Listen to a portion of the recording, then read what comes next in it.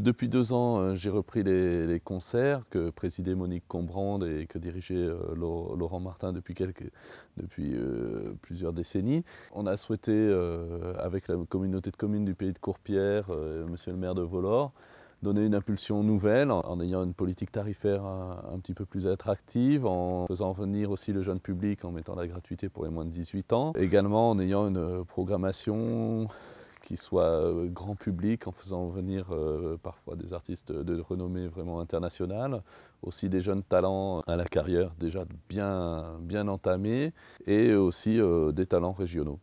Alors, on a fait le choix justement de l'éclectisme avec un noyau dur de musique classique et romantique, mais aussi quelques petites touches de musique contemporaine, parfois aussi de musique ancienne, des pépites de musique retrouvée, on va dire, et aussi une ouverture sur les musiques du monde et le jazz.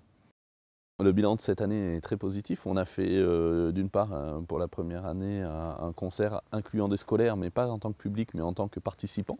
Donc ça avait réuni 3 écoles avec une centaine d'enfants, dont 60 ont chanté au concert.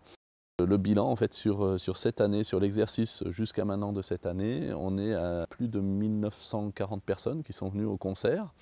Ça représente en fait au total une fréquentation à peu près de 138 personnes par concert. Les prochains concerts, donc en hors saison, le prochain aura lieu à Vollore-Ville. Et donc ce sera un concert de musique d'inspiration tzigane avec un groupe qui s'appelle Brin de Tzig. L'organisation sans doute aussi du concert du Nouvel An en partenariat avec la ville de Thiers. Par contre la saison prochaine, elle, a déjà bien pris forme. Et donc on va retrouver des grands talents, des talents internationaux.